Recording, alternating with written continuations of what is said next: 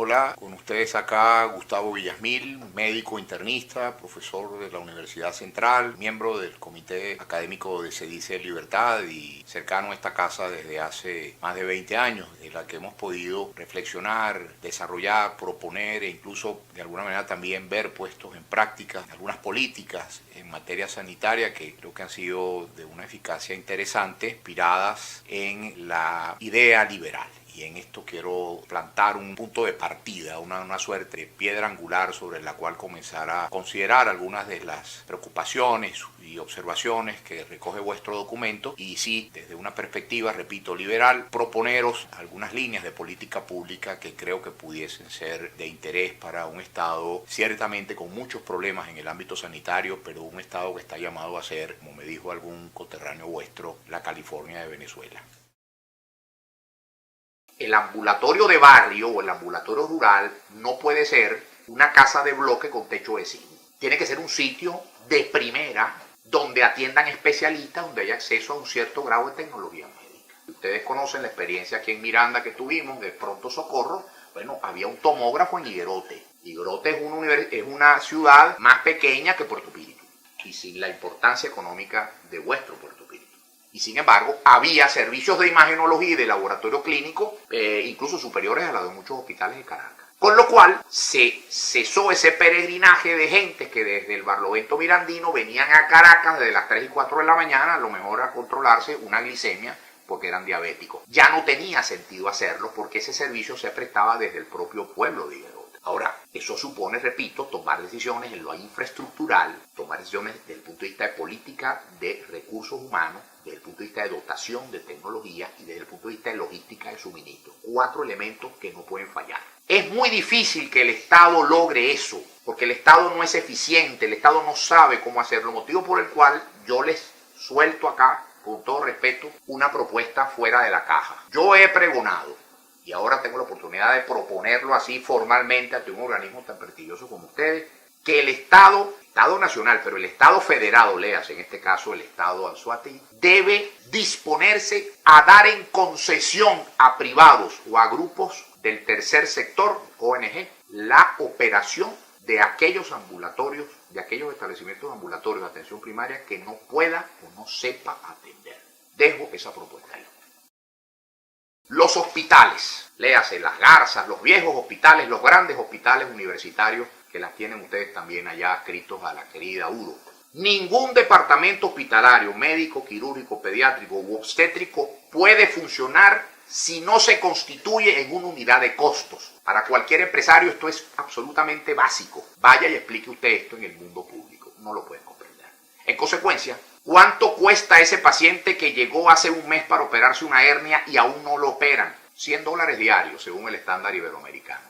¿Quién lleva esa cuenta? ¿A quién le duelen esos recursos que se queman ahí? Respuesta, a nadie. El día en que se lleve una contabilidad de costos que se atribuyan a la responsabilidad de una determinada jefatura de departamento de servicio y que eso incida en el ingreso de los responsables de la operación de ese departamento de servicio, les aseguro, mis queridos colegas y amigos, que la eficiencia sanitaria en este país cambiará. De manera, unidades de costos o servicios y departamentos en las 4 grandes clínicas madres que nos agrupan, convertidos en unidades de costos que sean responsables de la ejecución de los recursos que reciben y que además entiendan y sientan que de esa ejecución depende su propio ingreso. Con lo cual nos salimos del nefasto mundo que tanto daño le ha hecho a la salud pública de los llamados presupuestos históricos. Usted tiene un paciente que está hoy en San Diego de Cabrutica y mañana aparece en Puerto La Cruz y pasado mañana aparece en el Hospital Vargas de Caracas y nadie lo supo. Y nadie responde económicamente por ese paciente.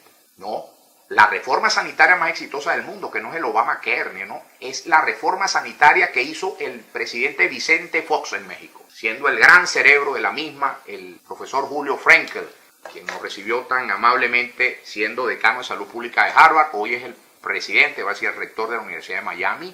Lo fue porque dotando a cada mexicano de un carnet, no para controlarlo, como ese que ustedes, carnet famoso que anda por ahí, no. Esa es su tarjeta de entrada al sistema. Era posible saber cómo y dónde y de qué manera se movía cada paciente en el interior de un sistema que recoge a más de 130 millones de mexicanos. la necesidad imperiosa que tiene una sanidad pública que pretenda ser exitosa de vincular los pagos, vincularlos con los resultados que esas personas documenten, que esas personas generen. Nosotros podemos tener la literatura clásica, es decir, el famoso texto Tratado de Dirección Hospitalaria del mexicano Marcelino Barquín, un clásico de los años 70 en toda Iberoamérica.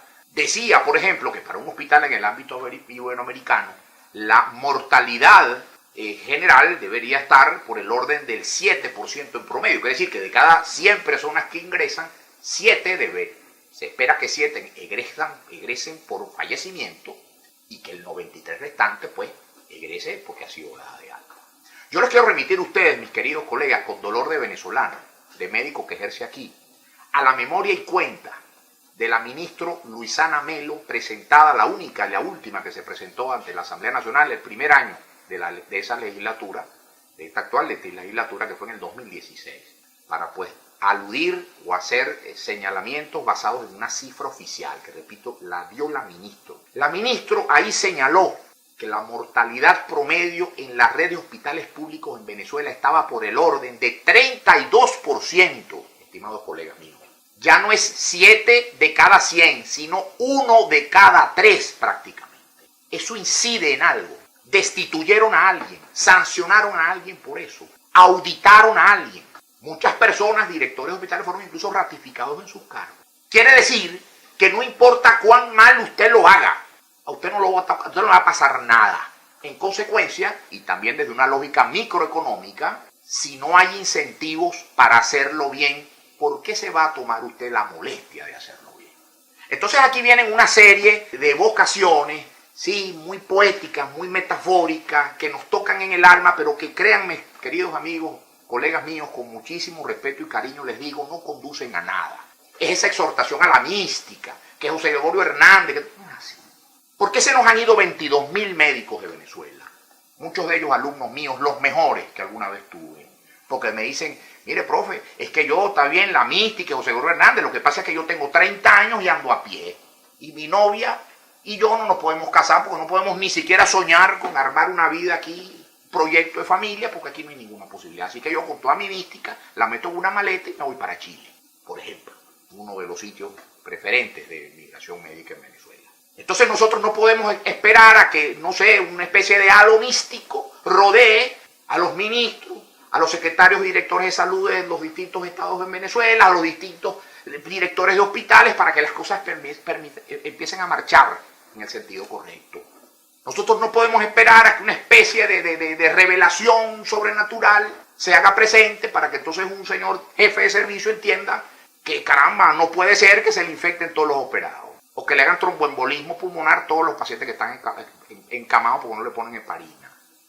No, él tiene que sentir que la no práctica de eso que hoy en la literatura se llama medicina de alto valor y que no es más que hacer todo lo que hay que hacer y nada más que lo que hay que hacer en un enfermo dado para beneficiarlo con arreglo a lo que dice la evidencia, bueno, que en la medida en que él lo aplique esos principios con éxito, en esa medida él va a tener mayor o menor ingreso. Por eso es que los muchachos se van para Chile, porque en Chile es así. Por eso es que algunos, ya menos, porque es mucho más difícil y costoso, se van para los Estados Unidos, porque en los Estados Unidos es así. Incluso los que se van a España, que entran en estos sistemas de estado de bienestar que son muy a la europea, ya están empezando a sentir que eso es así, porque los gobiernos autonómicos en España ya empiezan a pedir cuentas, a auditar, a decir, ¿por qué usted puso el antibiótico tal y no el cual? ¿Por qué puso 7 días de antibiótico y no 4? Aquí en Venezuela eso no se estila y en consecuencia, llueva, truegue o relampaguee, muera el paciente o no, se complique o no, aquí todos seguimos siendo igualitos y todos seguimos rigiéndonos por el famoso tabulador, que además privilegia en el mal dado escalafón una cosa que solamente ocurre en Venezuela, que es que a alguien le paguen más por el hecho de envejecer. No por cuánto publica, no por cuánto asiste, no por cuánto produce, no por cuánto enseña, no por cuánto investiga, sino por cuántos años tiene ocupando ese cargo, ese número en el rack de la nómina. Estimados amigos, quizás esto es lo más importante que les digo. Mientras la cultura médico-sanitaria venezolana esté vertebrada alrededor de estas ideas y de estos conceptos que son hijos directos de la cultura rentística que nos ha convertido en un país de miserables, nosotros no tendremos derecho a plantarnos frente a un anzoatiguense, frente a un venezolano enfermo, desesperado, sufriendo una situación que no escogió, porque nadie escoge la enfermedad. Nosotros no tendremos derecho a pararnos frente a él, a ofrecerle una alternativa para el futuro. Por eso yo he hecho de esto una militancia de vida, desde donde pueda, antes en el servicio público, hasta hace poco, ahora en la asistencia directa, en un hospital de enseñanza, donde existen todos los problemas y vicios que ustedes puedan seguramente imaginar y conocer, pero lo hago a sabiendas de que es el testimonio que me toca dar, y quien les habla tiene más de 20 años en esto, es el testimonio que me toca dar en un país que lo ha ensayado todo y que necesita, tiene derecho, casi que está en la obligación de abrir las ventanas hacia nuevas formas de entender la vida en el mundo. Y esa nueva forma de entender la vida en el mundo tiene dos aspectos, que es el ejercicio de la libertad en un marco de absoluta responsabilidad. Ha sido un gusto atenderles en esta ocasión. Me he sentido muy honrado por esta invitación que me han hecho llegar a través de Se Dice Libertad, y les digo que estoy a sus completas órdenes, porque este es mi trabajo.